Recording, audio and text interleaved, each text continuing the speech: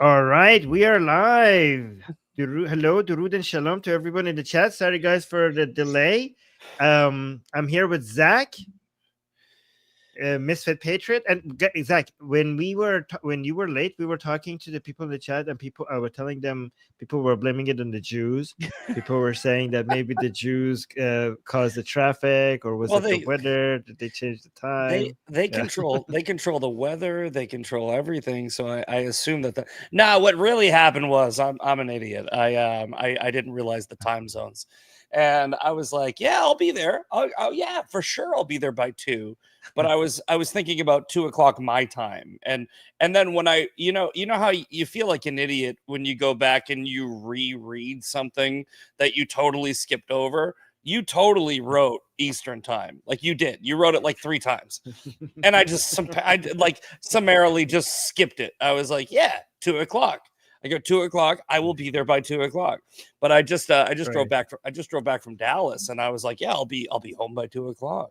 Not Yeah. Eastern though. No. Not Eastern. No, that was No, next time when I message, I'm gonna say ask someone your time zone. I'm gonna say your local time so that it's more clear. So that's yeah. But my you know my what? fault. You did everything right. It was just me being an Oh, idiot. okay. So it It's was okay. it's fine. It's You know, okay. I always with I just did a show with Kyle Campbell, and I did the same thing where I was like, like I go, is it 5? Is it 4? Is it 3? Anyway, but you know what?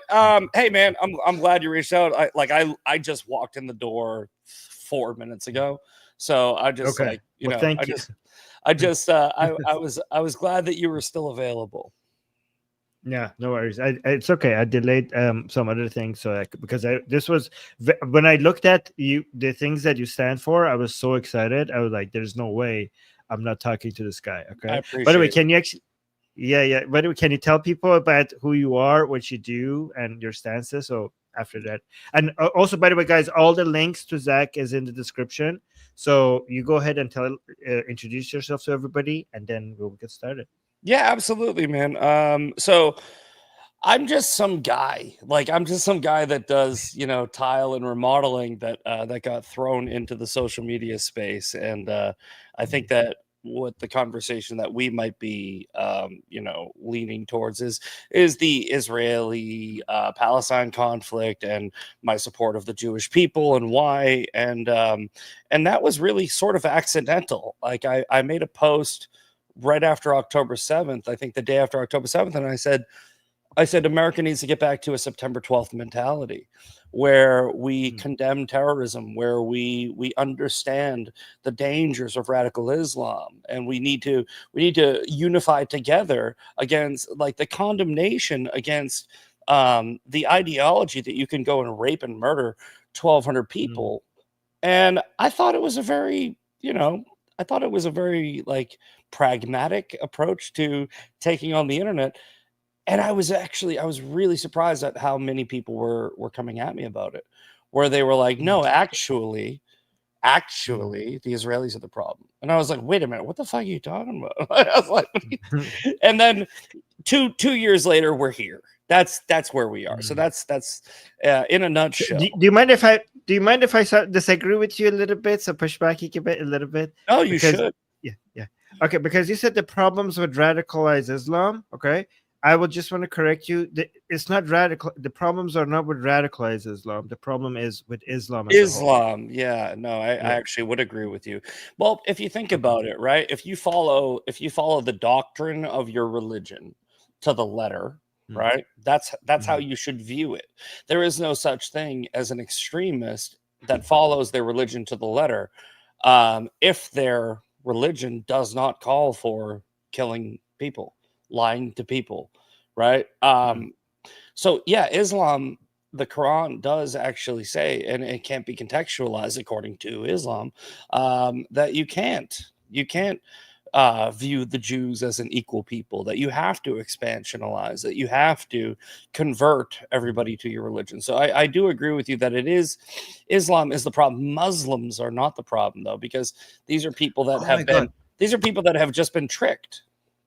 Yes, they're Muslims are the first victims of Islam. I'm Yes. so glad that I'm so glad that you differentiate between that. That's amazing. I knew I would love this. That's fantastic. Yes. Yeah, Muslims So aren't the problem, man. Muslims they're just like everybody else. I mean, the way I look at somebody like a Nick Fuentes, I don't know if you know who that is. Nick Fuentes yes. is he's a radical Christian. It's not his fault that he's retarded. He's tricked. He's tricked. Yes. It's like dumb people get tricked. You can't Yes. you can't yell at your dog for pooping on the floor if you don't take them outside. And somebody just needs to teach him that, you know, we go potty outside. That's the difference. Well, okay. So you so recently more people on the right have become more have been demonstrating their anti-Israeli positions, right? Even before this happened after October 7th, I always told my audience that, you know, anti-Semitism and anti-Western values, anti-Semitic positions, it's not a problem just on the left. It's also a huge problem on the right. Right now, we're not seeing it, but the anti-Jewish hatred is something that is basically within. It's just deep down in this. It's ancient and it's part of every culture. It's ever present. It's ancient and it's always there, and it's just waiting to surface. And just know, and a lot of people attacked me on that, like, no, what are you talking about? I mean, right-leaning people are not anti-Israeli. Can't you see the politics in the US? It's the left-leaning people who are anti-Israel. And I'm like, well, you just have to wait for it. It's just not their time.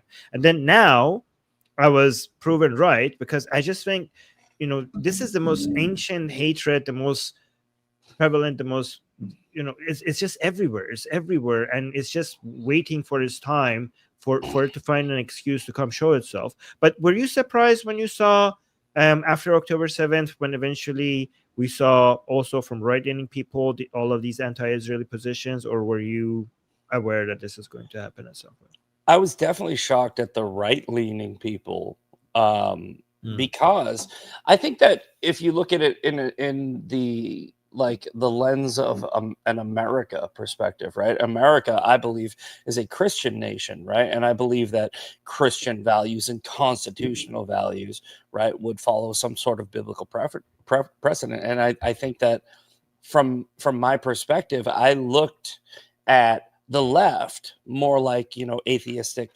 secular, where they don't have those values. So when I saw right-leaning people who I would generalize as more Christian, as more conservative, I would say, well, have you read the Bible? Because we're supposed to support the Jews, right? We're literally supposed to. Like, it's not, and I don't want to dumb it down or simplify it so much as to a quote from Genesis, but it's mentioned so many different times in the Bible. Listen, how about we just dumb it down to Jesus was a Jew, right? Like Jesus was a Jew. And the Old Testament and New, when you look at it, like, you know, from a holistic approach, I would think the default would be to support Israel, right? Like, and then it didn't happen. And I've for the past 2 years, I've been trying to wrap my brain around it. I'm like, wait a minute, why? And then we got into, you know, very quickly why, which was there's a bunch of replacement theologists and revisionist historians that have sort of bastardized the word that I believe to be true, which is the Jewish people are our brothers and sisters under God, and that's where it really it did surprise me. So I do have some disagreements here, which is actually makes it more fun, by the way. I mean, as an atheist myself, I don't see the problem with this being because I look at the logical reason for defending Israel, the pragmatic, the practical, the moral reasons why one would defend Israel. Like, I don't look at obviously scripture. Also, I don't. When it comes to United States, I see United States being a superior country, not because of. I mean, we could just talk about this another time. I don't want to focus on this too much. But No. We should. My view. I didn't realize until now that you're an atheist, right? So you're taking it from an argument of morality, and we can totally go down that argument. I just went down this argument literally yesterday, right? Like, if you want to take it from a Theodore Herzl Zionist perspective of we just want the Jews to have a right to exist in a place that doesn't want to kill them, I can argue that point too. Right, where we Right. go, we don't have to go down the theological, we don't have to go down the biblical. We can literally Right. just say, is it or is it not moral to say that a group of people who are Jewish, right, Right. have a right, a human right to live Right. in a place that doesn't want to kill them all the time? Yeah, no, of course we can do that. Right. Right. And also Herzl, by the way, himself was non-religious person. He said he has no religion. He was a secular person, right? So the Somebody in founder of the Zionism. somebody in the channel goes, didn't realize now till he's an atheist. The name of the channel, I don't know what the name of the channel is. I told you, I just walked Oh. in. what's the name of your channel? My chat is Atheist Republic. Oh, cool. Yeah. Sorry, Yeah. didn't listen. Apparently, I didn't do my research. All right, my bad. No, that's okay. That's fine. Now that we're here to get introduced to each other. I mean, we could find like is the good thing is I like it when I could be friends with people when even when we disagree, right? Sure. I don't like it when people turn their disagreements into because that's a civil thing to do. We could have friendly disagreements and we could talk about it. The problem is when the crazy people just use the disagreements as a way to just attack each other and kill each other. A cudgel. Yeah, And you know what? Like a lot of my friends, I would say the majority of my friends actually, they're more on the left. Right. Like, and I'm talking about in real life. Like my friend, I have these two lesbian couple friends who they love to challenge me, and they're like, do you Right. think that I have the same rights as you? And I'm like, yeah, of course. But then you get into political versus biblical. You get into theological versus secular, Right. and I'm like, everything doesn't. I'm not an extremely religious person where I think that I'm not a Bible thumper. I don't stand on a soapbox. But to your point, like my argument for Israel, me personally, has been a biblical argument, which is why I do say the things that I do. Right. So Delta was also mentioning in the chat that America has no state religion, not Christian. Yeah, we might do. also. I mean, so the way I look at it is that America became such a great nation because of classical Enlightenment values that came out of Western Europe, right? So we could talk about the connection to that Christianity, whether they had or not, but I don't want to go down that route. I want to do focus, like we could have another show another time talking about that. I want to focus on Israel, and you could have your Christian arguments for your Christian friends, but I think we have this agreement regarding the pragmatic and logical and ethical reasons. The way I look at it, it's not just that it's obviously the Jews are have the right to defend themselves. This is the right. Zionism is the Jewish people's right to self-determination. Anti-Jewish hatred is the most common hatred around the world, and it makes sense. It makes complete logical sense for Jews to get together to defend the nation. It makes all of that makes sense. I mean, when they made Israel as a nation state, the Ottoman Empire had failed. There was no country there. They were not taking anyone's country. All of these make sense. But above all of that, like, other than all of that, defending Israel is not defending Israel. Defending Israel is defending the world, because Israel is fighting not just Israel's enemies. Israel is fighting the world's enemies. Yeah. So, and Israel is paying a heavier price than any other country. Its soldiers are dying in the battleground, fighting for other countries. Like, the more Israel is fighting, it's fighting America's enemies. And every Israeli soldier that dies is an American soldier that is not dying, that should have been there if Israel was not in their way. So I think that's a great point, and I've made it countless times where it's met with this this sort of disdainful, dismissal of, oh no, they're not our enemies, and I'm like, well, prove your point, right? Like, if the parliament in Iran or the congregation of Islamic leaders are chanting death to Israel and death to America, I think that's a shared interest, right? I think that's like, yeah, they're our enemies, of course. And I don't think that Israel is necessarily like our to for lack of a better word, bitch, right? Where it's like, you go fight them, right? You go fight them. No, I think what we have is we have this relationship, right? Where it's like, okay, you're there, right? We got your back. You're doing the work to protect your country, which just so happens to be against the people that are against us, America. The people that I think I think that are, yeah, go ahead. America is getting the better end of the deal. No, we totally are. We totally are. That's what I'm Yeah. trying to say. And it's like, I don't think that the people that are arguing against Israel really understand that, where it's like, okay, so let's say, I don't know, let's say somebody doesn't like you, and they are threatening you, and they are saying, I'm going to come to your house and I'm going to beat the crap out of you, right? And they live in, like Tennessee, right? And you live in Montana, right? Somebody who's a friend of yours lives in Tennessee, and they go and they beat the shit out of that person, right? Like it's like that's your friend. That's your friend. Like you shouldn't say like, well, I don't care about Tim, right? Because Tim is over there fighting him for his own reasons. Right? I don't know, man. Maybe that analogy got a little bit away from me, but you know what I'm trying to say? That's actually that's a perfect analogy, because it's not just that Israelis are fighting America's enemies and without America having to get involved. It's also, people are saying you're providing them with financial aid. Well, most of that financial aid is coming back to the United States in form of like jobs and weapon 85%, manufacturing. yeah. And also, but at the same time, it would have cost the United States so much more to be fighting these people so far away from its border. You're saving so much. You're saving money. You're saving, your own soldiers' lives. I mean, I don't know if you know this, but I'm an Iranian. I'm an ex-Muslim Iranian. Yeah. Right. And half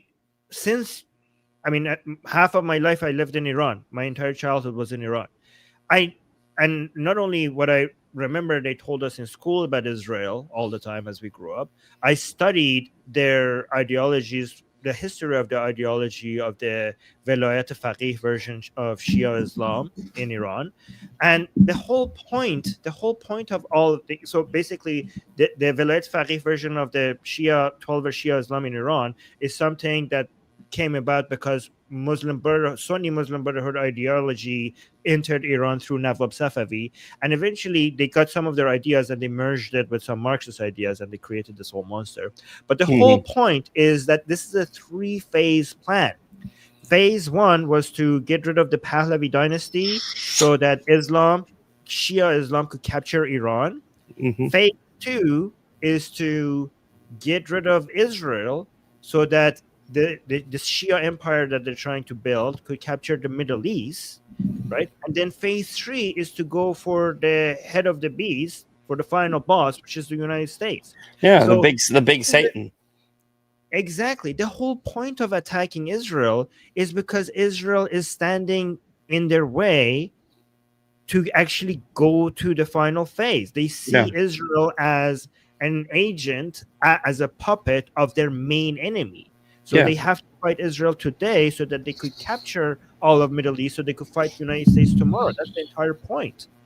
And the irony is the critics of Israel do not share that same sentiment. They think that Israel is the big Satan. They think that Israel is controlling America. They think that Israel is the big problem, whereas Israel's enemies apparently think that we are.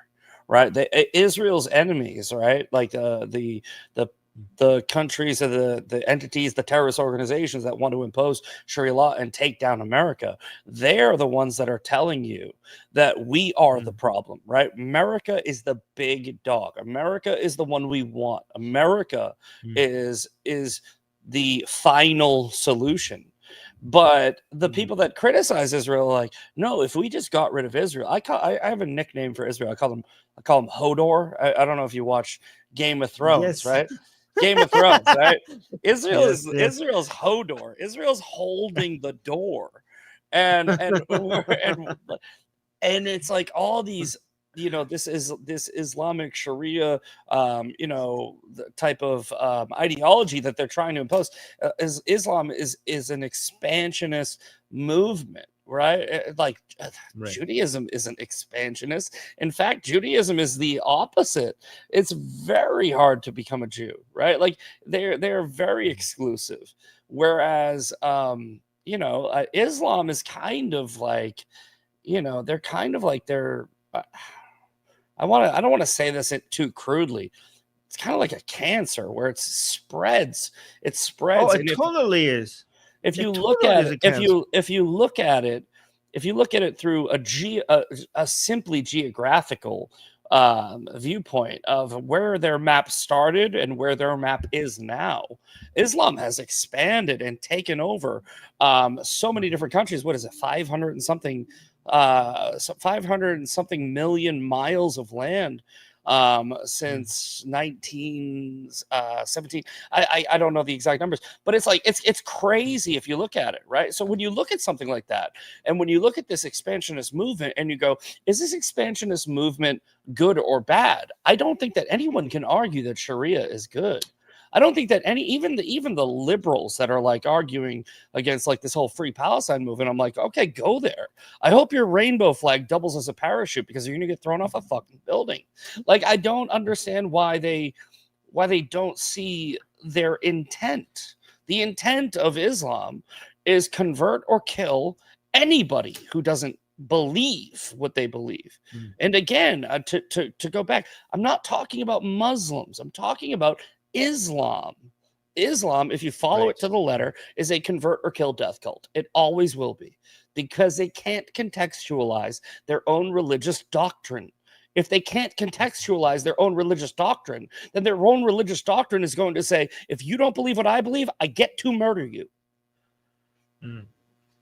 So, by the way, like when you said those liberal, I don't consider those people to be liberal, because when I say liberal, I'm talking about classical liberal values. So the woke and Marxists, I consider them to be illiberal. So I know a lot of people in the US, people call them liberal. I agree with that. I would agree with that. It's the same way that we talk about the woke right? The woke ideology, which is it's just a people group that have woken up to an oppressor, right? An oppressor, an entity, some figure that is responsible for all of their problems, right? That's what a woke means. Woke means awake. And on the left, the wokest is it's capitalism, white people, it's some sort of power structure and dynamic that is keeping them down. And their solution is diversity, equity, inclusion, and socialism. The woke right is their solution, or sorry, their oppressors, Jews and globalists. Their solution is nationalism and isolationism. Yeah, and by the way, nationalism and isolationism do not fit together, because the best way to be a nationalist is to defend your nation by by having strong allies and being involved when you need to be involved, so that you could protect the nation. The best thing for your nation is to not be an isolationist. Well, you're 100% right, and that's why the definition of patriotism and nationalism are different. The definition of nationalism, which has added at the expense of other nations, right? And patriotism doesn't have that. If you're a patriot, you would want strong allies. You would want relationships that strengthen your nation. But nationalists and isolationists, they want to vehemently defend their nation at the expense of other nations. Hitler was a nationalist, right? Hitler wanted Germany only. Hitler didn't want Germany first. He wanted Germany only. Right. And when you look at it in the context of what's going on today with a lot of the people in America, they want America only. They don't want America first, because America first would mean we should have a strong relationship with Israel. Okay. Well, I didn't know that definition of nationalism is something. I have to look into that. But I want to talk about, first of all, you're completely right regarding Islam, because within Islam you have this idea of Darul Harb and Darul Islam, which basically divides the whole world into a house of Islam, and everything that is not the house of Islam is the house of war, meaning that you are at war with everywhere that is not Islamic. to the point that everything becomes Islamic, and it's basically the very hadith of Muhammad that you're supposed to fight until, and also the Quran that you're also supposed to fight until all religion is for Allah. But speaking of leftists or like woke people and some Marxists and their unity and cooperation with Islamists, I think that's the exact reason, anti-imperialism, anti-capitalism. A lot of people don't understand why they work with each other so much. Is because they share a common goal. I don't know if you agree with this. Their goal is, they call it the imperialist West, but what they're referring to is the new world order after World War II, which is the Western liberal world order that has made the world so much more peaceful, so much more prosperous, so much more stable, with the backing of the U.S. military. That's what they're against, and both the Marxists and the Marxist woke people and Islamists, they're against it, and because of this shared enemy, white people, capitalism, that's why they constantly work with each other. Do you agree with that? Is that the reason why they are? Yeah, I do. And the thing about a shared collective value system, which is what the New World Order presents, it also creates a shared power structure, right? Where you have the centralized power structure. So everything that they're talking about, which sounds really great in theory, is really all about diverting control to a central power system, right? Like, and that's what it's always about, right? Like, if you think about the old saying, power corrupts and absolute power corrupts absolutely. That's what they're talking about. They're basically saying we want to have control over everyone.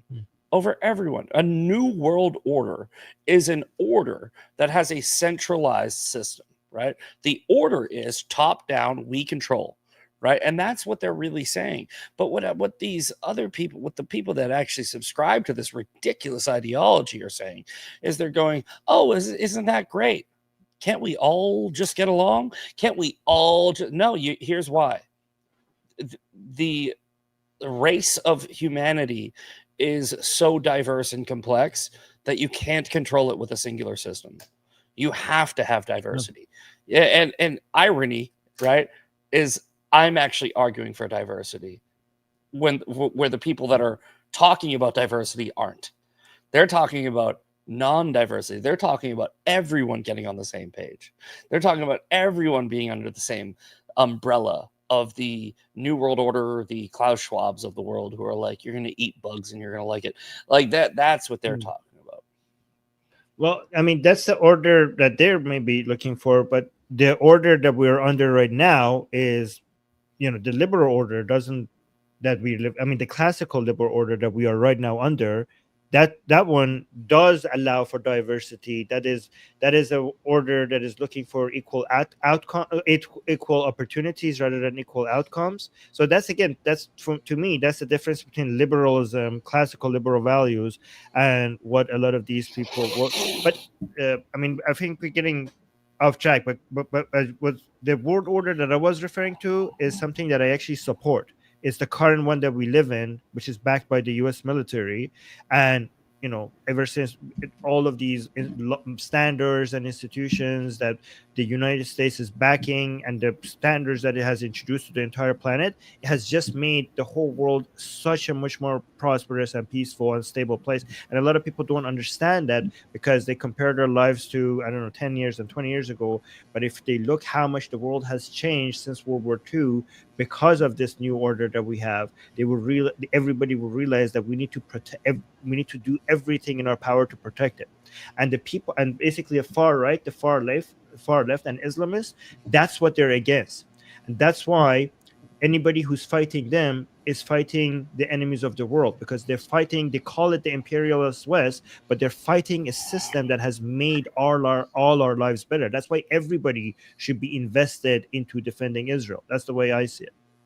I don't know if you... Yeah, I think the reason we might be in the weeds on the phrasing of it, like for me, the New World Order is like the Klaus Schwab New World Order. It's a globalist movement, and I think what you're talking about, though, I think you're talking about the order of operations that has been the modern the modern American and I guess you could say world geopolicy to basically there's these people that are like there's only isolationists and there's interventionists, but there's actually a third way, right? There's peace through strength, there's diplomacy, there's relations, there's this and there's that. So I think that's why we might have disagreed, but I think we were just talking about like the nuance of two different things. Go ahead. Yeah, go ahead. No, I just wanted to let you know in this whole Islamists and leftists working with each other to destroy an order that is working.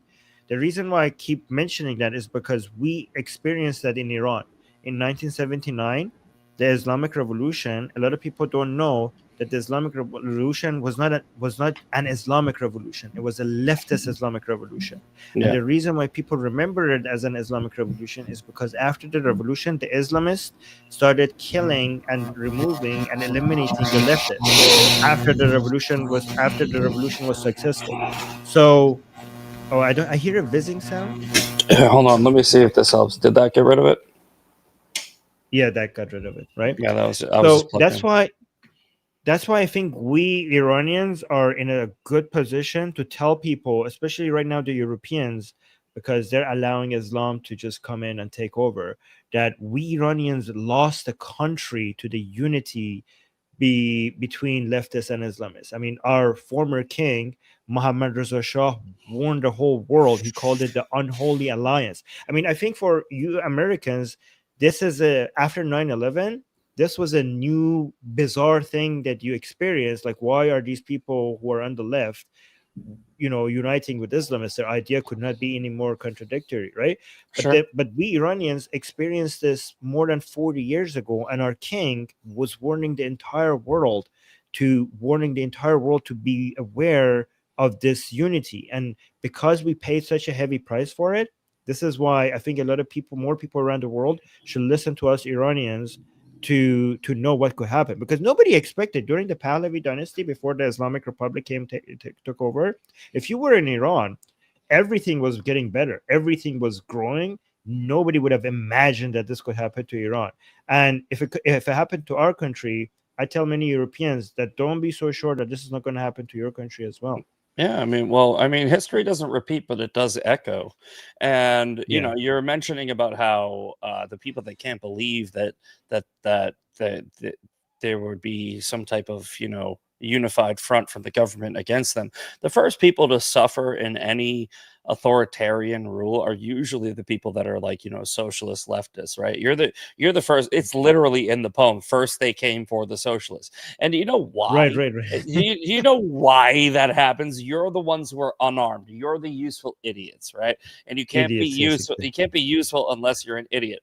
But as far as the history of the country, with the we had the Barbary states. We had Thomas Jefferson, who was talking about why are you Islamists taking our people and enslaving them? And the leaders at the time were like, well, because the Quran tells us we can. And to your other point about why people aren't just using pattern recognition throughout history to how this ideology, I don't call it a religion, I call it an ideology of Islam, right? It is just constantly a problem, right? And just not recognizing that it actually is Islam. That's the problem, is beyond me. I don't get how you can see something happen over and over. The definition of insanity is expecting a different result from the same thing. And it's like, dude, it's the problem. It's like Taylor Swift. You are the problem, right? Like that's it's you. Right. You're the problem. Yes. And again, I do like to reiterate that I do not mean Muslims. Right. I don't mean Muslims, because I think that there are people on the right who are these Christian fundamentalists who have misinterpreted the word of God through the same exact religion that I have. And I don't think they are the bad guy. I think that they have misinterpreted their own word, right? Where they just don't know. They're ignorant and cool, but at the same time, you do have to take personal accountability when you're doing something where you are essentially, I would say, subjugating the entire world to conform to your ideology, Hmm. Do you know where people? Do you know in Iran, more and more people are waking up to the true nature of Islam? Do you Yeah. know that? Do you know there's a huge mass exodus out of Islam in What is Iran? Have you heard of I this? think the support for the Ayatollah, or not the Ayatollah, yeah, the Ayatollah, I think what Yeah. was it, 20%, 22%? It was Oh like no, it's under it's 10% right now. under 10, under 10%, Yeah. man. And you know, when you have, see, like, the way I view Iran, I think that it's a lot different than you would view, let's say, Gaza, right? Like Gaza, there's the people, it's a smaller group, so it's not comparable, right? Where the people in there, they are, a lot of them are supporters of Hamas, they're supporters of Sharia, they're supporters of their ideology, and for whatever reason, that's just what it is. In Iran, it's more of a subjugation of the people that don't actually subscribe to your ideology, where the Iranian people actually don't want what is going on over there. Right. And I think that it would just take a little, listen, I'm not saying that I want this, but I kind of do. Right? It would just take a little push for them to overthrow their own government. Right? Yeah, Whereas the situation in Gaza, situation in Sudan, Syria, Yemen, completely different. So I think Iran has the best chance to to to do something that could be drastically changing their own situation for the better through an uprising of the people, the same way my country was founded. My country was founded on, we don't like tyranny, we're going to fuck you up. Right? Like that's how my country was founded. that's why so many Iranians support Israel. I don't Yeah. know if you knew that. No, I do. So many Iranians supported Israel. And did you know that half Noah of Iranians go on? Noah Berg, I believe, is her name. Is it Noah Berg? She's Iranian, and she's a huge staunch supporter of Israel. She's one of my favorite people. Right. Did you know in the past 40 years, half of Iranians have left Islam? Half of Iranians. 90 million Iranians. This is the greatest mass exodus out of religion in the history of mankind. I'm bastardizing her name. Niohberg. Neo Berg. Oh, okay. See her. She's she's the most famous Iranian Jew on X, advocate for Iranian monarchy restoration and Israel. Oh, She's I should have her on. yeah. If you haven't seen her yet, please reach out to Yeah, I her. think I do. I do see her post, but I didn't know that's how. Is that how do you say her name? Neo. I mean, Berg? I haven't. I need to see it written in Persian because when you read it in English, it's not going to be the same. No. Yeah, but she's great. but And she like, she's one of the follows. See, like, I was sort of in, just she follows me. She follows me. Follow her back. I do follow her. I do sometimes retweet her posts. Yeah. Can I show you something? I don't know if you're going to be interested in this. Okay. So this is a stadium in Iran. Mm-hmm. Okay. I don't know if you're going to like what they're saying. You tell me, you judge. Okay. Again, this is Iranians inside Iran, which makes it very crazy. Let me play this. Let me know if you have idea. I do. This thing shove the Palestinian flag up your ass. This is, by the way, we just got this was from let me see. This was from May, but just recently in August, this was in August, basically this month. We also had, again, people could hear the same chant, if you remember how that sounded. So if you listen in the background, it's the same chant. That's a huge crowd of people shouting, shove the Palestinian flag in your ass, which is crazy because because we already see Iranians outside of Iran holding the Israeli flag so much. Right now in Europe and United States and Canada, wherever you see Israeli flags being waved, there's always this flag, not the ayatollah, not the flag of Iran with the Allah sign. This is the the flag of Iran, before the you see the Iranian flag flown right next to it all the time. But for it to happen inside Iran, that is crazy, because there's a huge punishment for supporting Israel inside Iran, but the whole stadium is shouting that. Think about why that is, right? You have to punish support for somebody like, or a country who's just like, that, I mean, and I don't know, I have this American idealism of freedom of speech, where you should be able to burn the American flag. You should be able to say fuck Israel, right? Like, you should be able to do that, right? I think you're a dickhead if you do it, but you should be able to do it. But in these countries where they're supposedly so popular, you can't do that, right? Like, you can't support our enemies or we'll stone you to death, right? It's like, that kind of is telling in itself, where it's like, well, why? Like, if you're so good, why do you care? And the reason is because they actually don't have the support that they espouse that they do. They don't have the unification of the people around them, because they are essentially authoritarian dictators who are subjugating their own people and forcing them to like them, right? They're forcing them to say this. They're forcing, and it just doesn't work. Human nature doesn't allow for that. It's not a country thing. It's not a national thing. It's just a human thing, where if somebody tells me up is down, left is right, I don't care what country I'm from, I'm going to be like, no, it's not. And that's where you have that resistance. I think if we're supporting Israel, one of the best ways to support Israel is to support the Iranian people. Because the main enemy of Israel, I mean, every single enemy of Israel in the Middle East is a proxy of the Islamic Republic in Iran, right? And the main enemy of the Islamic Republic are the Iranian people. So if you support the Iranian people against the regime, you're supporting the greatest threat to the main enemy of Israel. So that's why, and also if you support Israel, you're supporting the Iranian people, because Israel, I think they complete each other. In the Middle East, it's the Israelis and the Iranians that have the views that makes the world a better place. They're on team life in an area in the Middle East, which is basically surrounded by a cult of death, right? And the Iranian people, and again, both of their chants have life in them, right? Like woman life freedom, Am Israel Kai, Israel lives.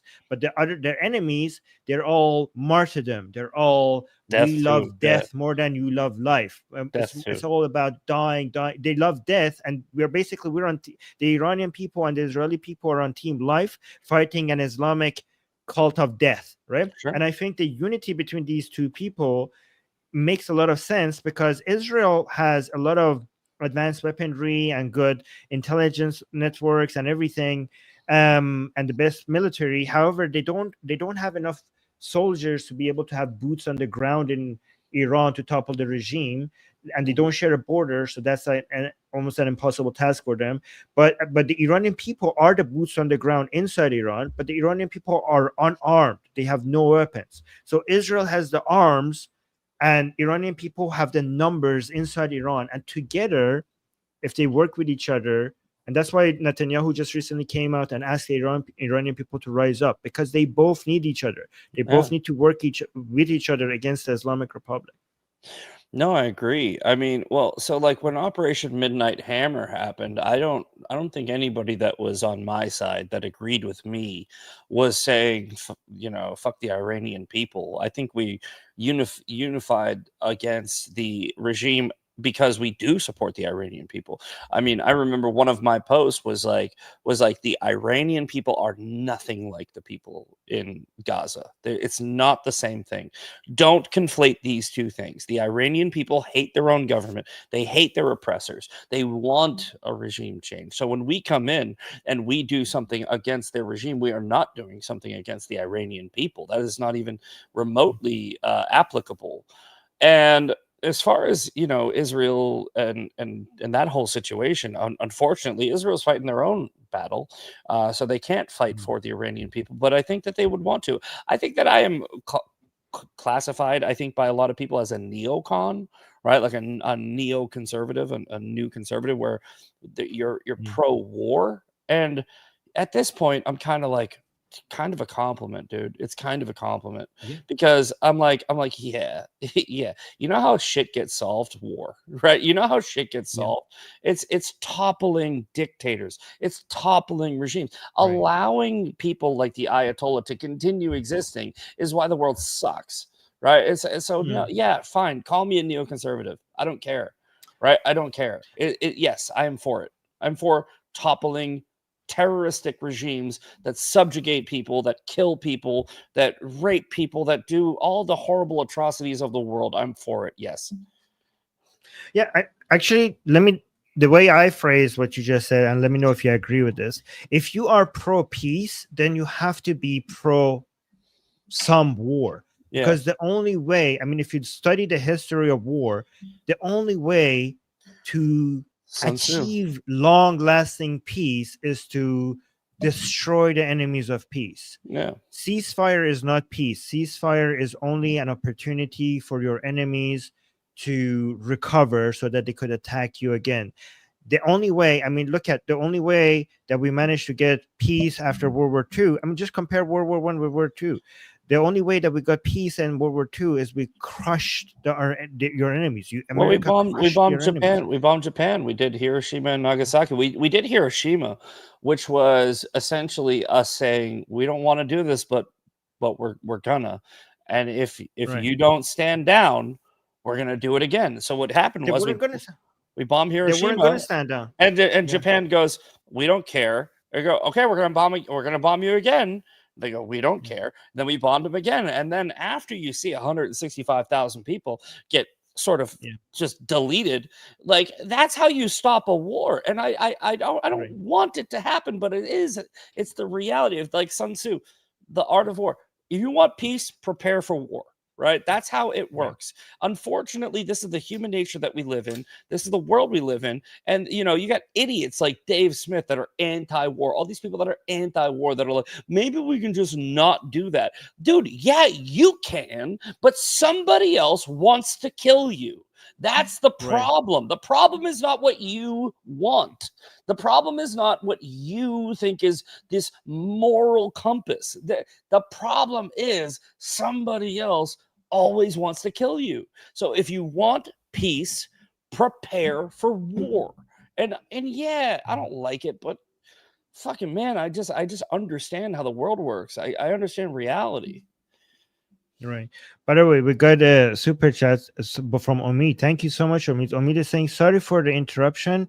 Want to thank. I think this guy is Iranian. Saying, want to thank for last Persian program was a beautiful job, and I kindly ask you to repeat your correct perspective on secularism and anti-Islam, not Muslim. So basically, your perspective as well. We're anti-Islam over and over again. Some of us may need it, love you, and appreciate it. Yes, I think that's both of our position. And thank you. It's gotta be repeated, because I think that a lot of people create this false dichotomy, right? There's this false, binary of, if you are against terrorists, you're against Muslims. No, not at all. Like I think that a peaceful Muslim is essentially somebody that is going against their own religious doctrine. The Catholic Church well, Catholicism, Christianity, whatever you want to call it, we had the Protestant movement where we didn't agree. Now, these are not two comparable things, by the way, right? Because again, I think the Quran in its actual literal form is a convert or kill death cult. Christianity is not. However, you had the Protestant movement that didn't like what was going on with their movement, and they created a movement that separated, right? And if Muslims were to do something similar, I think that they would be welcomed with both arms by a lot of people like me, where I would be like, dude, make it a new thing where you just get rid of, you just ignore or rewrite or get rid of the part where everything has to be join us or die. And if you did that, I would be like, yeah, bro, let's go. Let's be friends. Let's go. Yeah, I mean, the way I look at it is you get to be anti-atheism. I tell that to Muslims, I welcome you being anti-atheism as long as you're not anti-atheists, right? Yeah, So sure, sure. yeah, so That's a good way to put it. yeah, That's a good way to yeah, put it, right? That you get to be anti-Christianity as long as you're not anti-Christian, right? Like I get that. yeah. That where it's like it's the same way I feel about the Palestinians, right? I don't hate Palestinian people. I don't hate them. I'm viewing I don't them call them. from a Yeah, lens of a statistic, right? I'm viewing them where yeah. I go, okay, the majority of Palestinians voted in Hamas. They voted in their government, right? So that's Well, it their wasn't the majority; it was the highest most number Gazans, because it yeah, the was. highest number, yeah. Yeah, But let's call yeah, it Gazans, right? Let's try to be a little bit more, a little bit more accurate. yes. It's more Gazans, right? Gazans voted in Hamas. Hamas is the de facto government of Gaza, and Hamas enacted October 7th. So when you look at it through that lens of, okay, if my government, let's say the American government, let's say that we raped and murdered and put it on Telegram and broadcast it to the world and did these atrocious acts, and then my people, my American brothers and sisters were like, yay, right? Then we are now responsible. If you don't overthrow your own government or at least attempt it, right? You bear responsibility, because not only did you vote these people in, right? Not only did you vote these people in, you stood idly by while they did something. And then after they did something that was horrific, you didn't do anything about it. Right. So I'm not saying that I hate Palestinians. I'm saying if you want me to like you, do something. You do something. Mm, You are the ones yeah. that are now responsible for overthrowing your own government, because you voted them in, you watched them do what they did, and you did nothing. You are now responsible. And that's why I don't have sympathy for you. Yeah, I mean, I try to not to look at him collectively, like generally, because I'm pretty sure there are people there who are good people who would be heroes. They're just not high in numbers to be able to Sure. do something. Absolutely. So yeah, I mean, I know Zionists inside Gaza. Like I've heard, so, That's what but I'm they're saying. Yeah, that's what I'm saying. yeah, Like you can't they're not when you generalize, I think that right, most people understand a generalization does not right. mean every single thing, right? It Every doesn't, single like if yes, you're like if okay, you say like black people steal and then you have a black friend, you're like, my friend steals. No, it doesn't mean that, right? Like, and I'm not saying that black people right, steal, by the way. If they do, but I'm not saying like, I'm just saying yeah. a generalization, like the thing that you use to get your point across, is it's useful to create arguments online, but it does not necessarily mean that you are like anti-Palestinian. I'm sorry, we're gonna have a little bit of buzz because my thing's gonna die. That's okay. By the way, I don't call them Palestinians because I think I just call them the people of Gaza and West Bank. I refuse to accept that there's a nation of Palestine or is there people of Palestine. I think the name Yeah, Palestine it just refers to a terrorist movement against Israel. So I just refer to them as the people of Gaza. good. I, That's I, good. I, you know, I do want to ask you if you know Reza Pahlavi. Have you heard of him? Maybe, I don't know. Okay, so I do because you're such a you're supporting Israel and you're doing such a good job. By the way, people should follow you guys. Please follow Zach. His links, all of his socials are in the description. And I just want you because I'm really trying to advocate to more people that one of the best way to support Israel is to support the Iranian people's revolution against the regime. So I need the best way to do that is to support the Iranians people's choice for the leader of the revolution, which is the Reza Pahlavi. Okay, let me actually put Is this that on the the screen. opposition leader?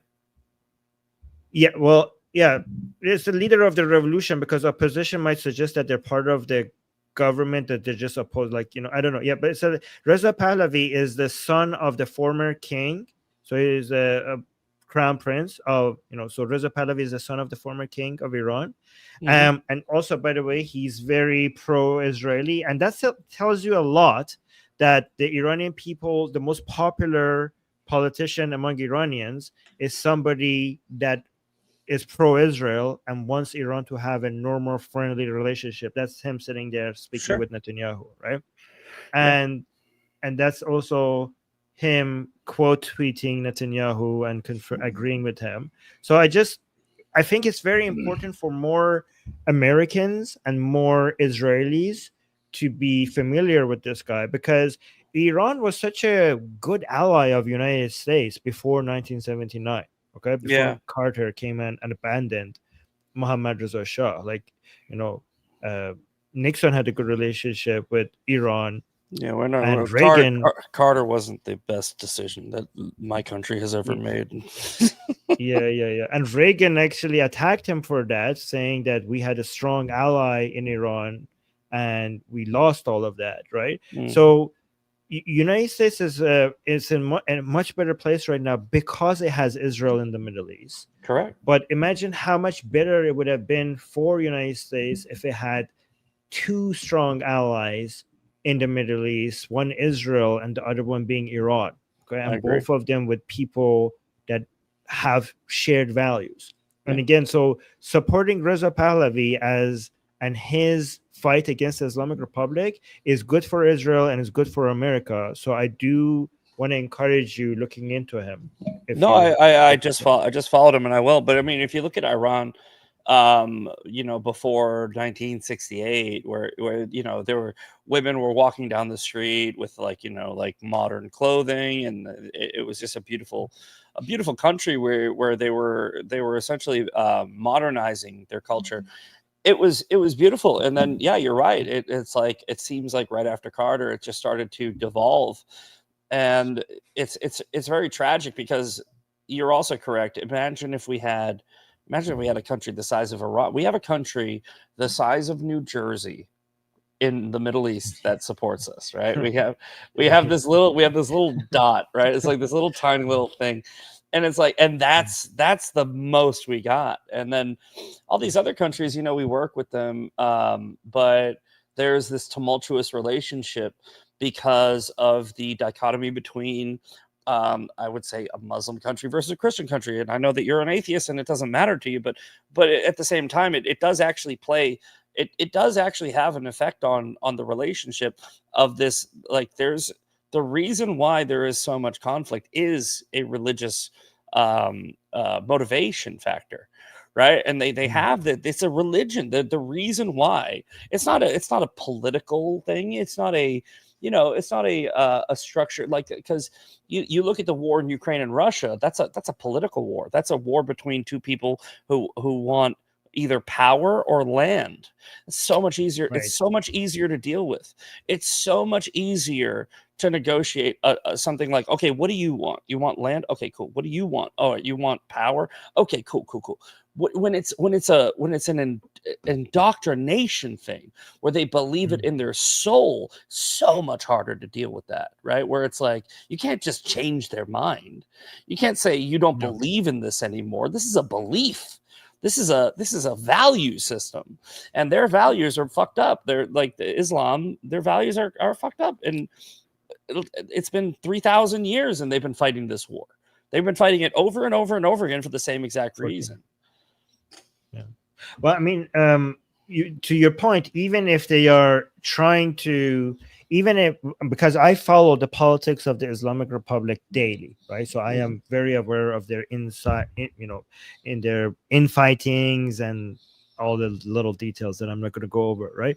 But if the problem with Islam for them is that even when some of them are trying to become a little bit more pragmatic, they can't, because they have created the only support that they have left for themselves are those people who are very, very religious. And they're just not going to let them, because if they want to do anything that is not in line with what they have been told is the right thing to do for so many years, then they're going to lose that last limiting support that they have without gaining everybody else that they have already pissed off. So they cannot even change ways, even if they wanted to.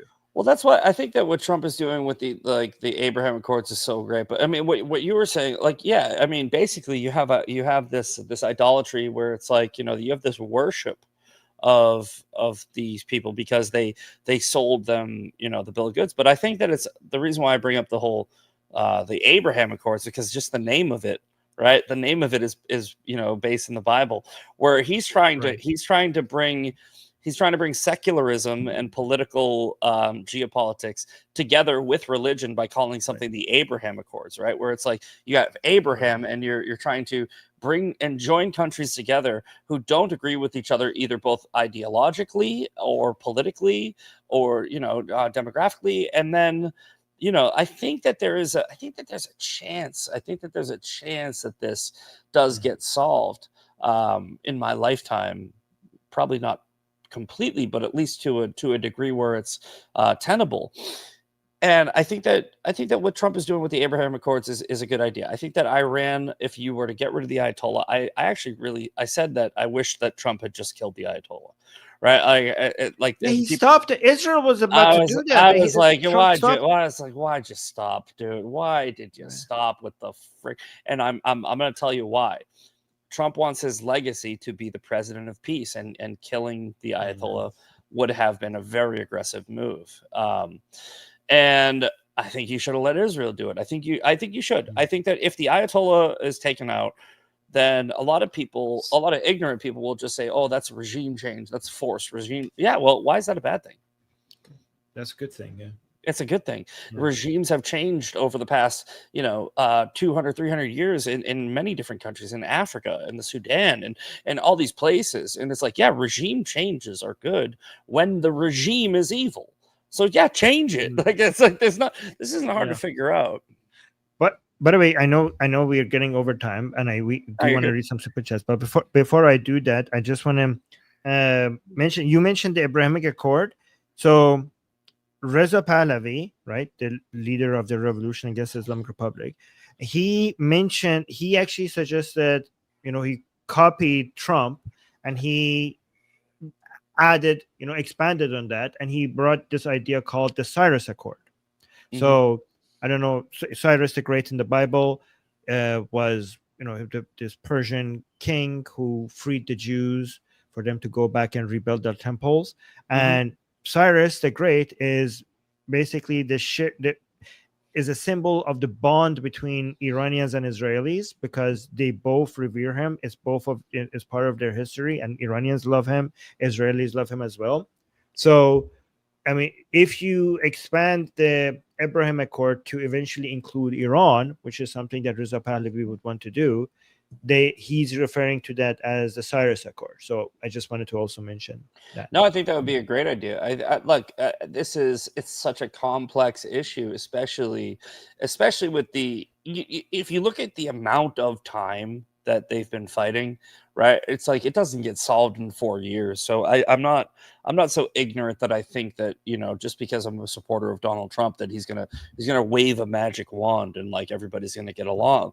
But you can at least lay the foundation in 4 years, and I think that would be a good thing, right? You start with the Abraham Accords, and then you have somebody like the man you were just mentioning, I can't remember his name. You have him start off with the Cyrus Accords, and Reza Pahlavi. Reza Pahlavi.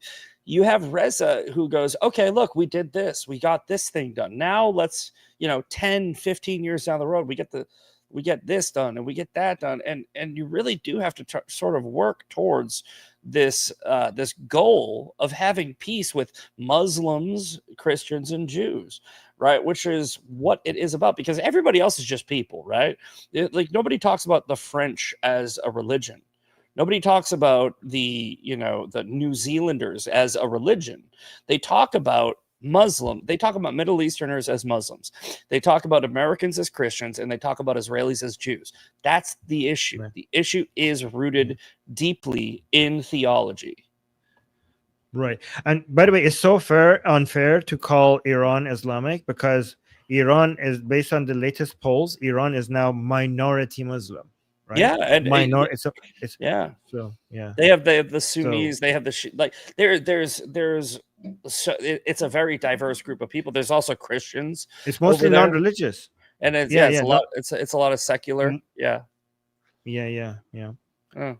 Let me get through the super chats, because sure. So Anna was saying you two guys are my favorite. Well, thank you, Anna. That's very nice. Thank you. And Yusuf is saying, does the Misfit Patriot support the Uyghurs, the Chinese Uyghurs? Muslims? The Uyghurs? No. Why? Well, oh wait, no. Do I support the Uyghurs? Yeah. I mean, well, they're being persecuted by their own government too. You know, you have the Muslims that are in China that are being persecuted. China's a very it's weird how we don't talk about China enough, right? Where it's a huge problem, and we're sort of bogged down with the Middle East while we kind of ignore how evil of a regime that is. It's like there is so much going on over there, and it's the biggest country too, and we don't talk about it enough. And I think that's deflection, distraction, whatever. But yeah, of course, I support all people that are, you know, being persecuted and you know, killed. And that's a real genocide, if you ask me. That's an actual genocide. That's not what the left calls Palestine. That's a real problem. Right. Okay, this is not a super chat, but it was funny. So somebody said, "Pager lives matter." The beeper so, bomber. Yeah, I like that. The beeper bomber.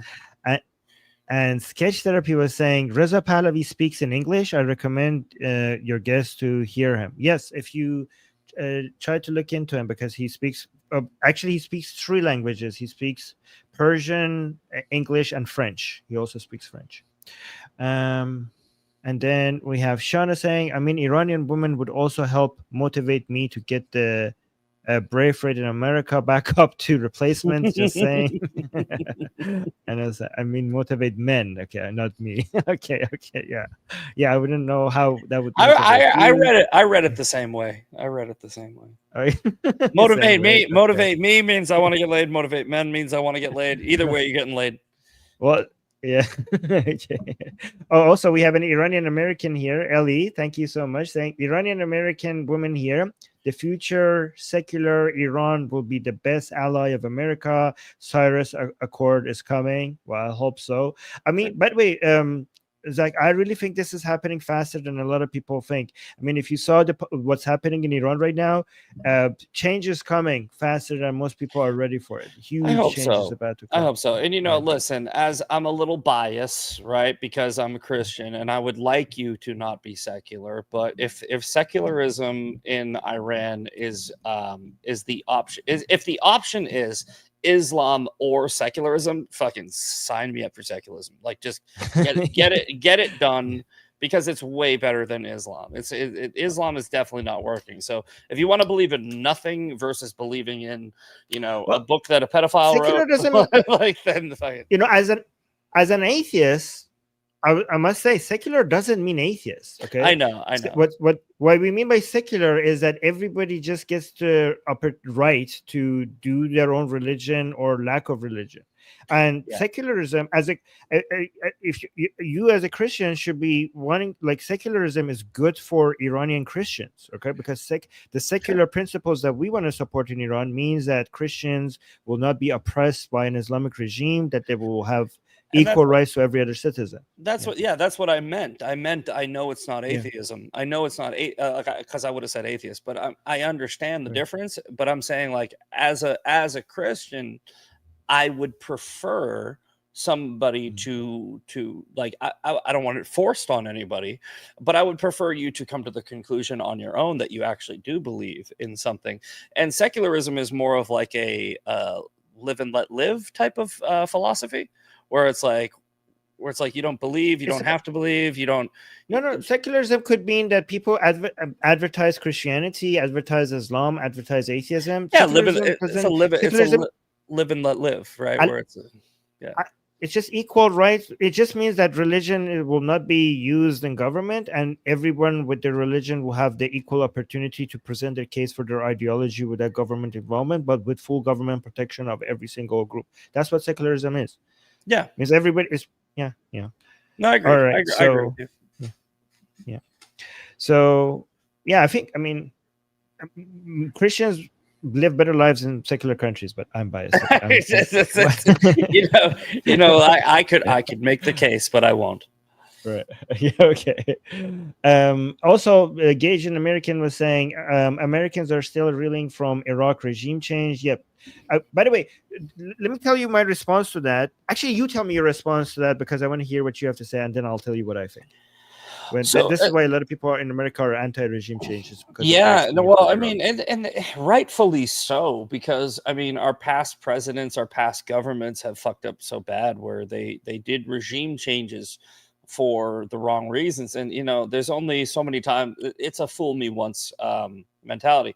As far as Americans still reeling from Iraq regime change, I would say that that's an accurate statement. You have a bunch of people that are making this false equivalency between peace through strength and diplomacy that the Trump administration is doing versus George Bush going into Iraq and, you know, just like murdering hundreds of thousands of people, if not millions of people. So I think that there's a valid argument for why people are isolationists and non-interventionists because of the damage that was done. However, I think if you use a little bit of critical thinking, common sense, and deductive reasoning, you'd realize that that's not what's happening right now. So that's my argument. Okay, so I might disagree. I don't think regime change in Iraq was a bad idea. I think Saddam had to go. I think the reason why that was a mess was what happened after. Yeah. So I think what America made the mistake of America was that they completely removed the Ba'ath Party. Like they completely got anybody who had any connection to the Ba'ath Party was not allowed to be participating government. They created a vacuum. Yeah, they created a vacuum. Yeah, they created. Yeah, so the chaos was, and also Iraq is now doing much better. I mean, yeah, it was 10 years of chaos, sure.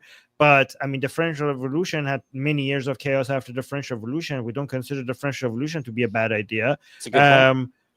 Yeah, and right now, Iraq right now is doing better than under Saddam, even though it took a while to get here. Sure. And it could have been shorter if they... It's just like the Assad argument, you know, the Assad argument, anytime America dips its toe into anything, and we didn't, by the way, with Assad, but I'm saying like anytime America dips its toe into any type of regime change, right? The Americans automatically assume that we're doing it for nefarious intent, as opposed to what is most likely under Occam's razor. There's a really bad actor doing really bad things and we want to stop it. And that's what people need to kind of get on board with. Now, like I said, the Bush administration did a horrible job because they did create a vacuum. They executed it massively poorly, and they got us Americans into a 20-year war. However, I don't equate that conflict with every conflict that happens in the Middle East, unlike some ignorant people. Right. And, you know, people say regime change is bad because of Iraq. I'm like, I don't know, Nazi Germany, Japan. yeah, exactly. Well, there's been Dinesh D'Souza had a really great argument where he goes, he was debating Nick Fuentes, and he's like, I can point you to 50 regime changes in the past 50 years that have actually been great for the world, where you have there's regime changes in Africa, there's regime changes in the Middle East, there's regime changes all over the place. Those are the ones that you don't talk about because they were successful, and the successful regime changes are very underreported, where it's like, okay, here was a dictator, here was an authoritarian ruler that was subjugating their own people, and America came in and was like, stop it, and then they didn't, and we killed them, and then now that place, that region, that country is doing better, but nobody talks about it because you're not seeing how good they're doing because they're doing good. Yep, that makes sense. You don't need to respond to these anymore. But just 2 more super chats, I know. So Seymour is saying Iranian nationalists are converting to Zoroastrianism in droves. Man, I know a ton of Barandos people in Iran are actually. So Seymour, because he's Zoroastrian, so but the numbers actually the statistics shows that the largest growing demographic religious wise in Iran are the nuns, right? Not the atheists. Like if I was basically being biased, I would say it's the atheists. It's not the atheists. It's the people who still believe in God, but they have no religion. That's just, you know, so not Islam, not Christianity, nothing. They just believe in God and no religion. That's the fastest growing demographic in Iran, right? People who are leaving Islam for just simple God belief. And Gajan is also saying Voltaire said Confucius was the best secularist. Okay, that's good. By the way, I like your shirt. I just noticed that violence Violates community community standards. standards all the time. All the time. I didn't even change my shirt. This is the shirt I was wearing yesterday on Alex Stein. Like I said, It's a I, good I one. didn't realize we were an hour late. So I walked in and I was like frantically going like, oh shit. Oh. And we jumped on. So I haven't taken a shower. I haven't changed, which I will get to as soon as we end. But I really appreciate you having me on, man. This was awesome. Appreciate you. Yeah, I know we have your links in the description, but can you also, for people who are too lazy to go check the description and click on the link, can you tell people where they can find you? Yeah, go. So I do a show on Rumble every Tuesday through Thursday at 7 a.m. Central Time, which is what I thought that we were on. And that's called the Daily Breakdown. I do a show with Sean Farish, who does the Trump impersonations every Wednesday night. And you can find me on Instagram or X. Just type in the Misfit Patriot. You'll find me. Yes. Okay. Yeah, guys, go follow him everywhere. I think you're doing great work. So by the way, the show on Rumble, it's called, by the way, I should probably tell them, it's called TMP Uncensored. TMP Uncensored. I can see that you have had a huge problem with community standards. That you know, I have. Very proud of that. Very proud of that. Yeah. By the way, I had Atheist Republic had a page on Facebook with 2.5 million followers, and we lost it because of our anti-Islamic post. 2.5 million followers, and we lost it. It's wild, man. It's wild. Section 240 needs to go. That's what has to happen. Oh, okay. That's all right. If you don't understand what that means, Section 240 is a law in America where it allows social media platforms to act as independent of publishers. So basically they can just say, we're a platform, we're not actually posting the information that you're viewing, so there's no legal recourse against us if we ban you. But if that goes away, wouldn't they have to crack down more on what we post on social media? No, wouldn't have the opposite effect? What would happen is they would be liable for lawsuits from anybody that they ban, anybody that they censor.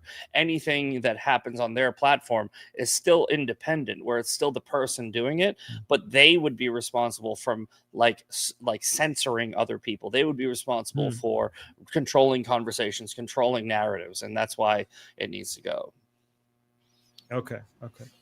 Well, I really enjoyed this conversation, and again, sorry for going over time. I know I was late, so it's fair, you know. Well, thanks. Well, thank you for being here. I'd really seriously enjoy. I'm gonna cut some favorite parts out of the stuff that you said. I'm gonna post them. Oh, before you go, I'm gonna get this from you. If I post these videos of you saying stuff on my account, and I'm gonna tag you, please retweet them or repost them or whatever they call it. I will reshare every single one of them. I'm very good at that. Oh my God, thank you. No problem. Okay, man. Fantastic. Thank you. All right, so when we finish the show, we tell people here, I'm Israel Chai and Javid Shah. Can you say those, by the way? I'm Israel Chai and Javid Shah. I'm Israel Chai. I know. What is it? What's the second one? Javid Shah. Javid Shah.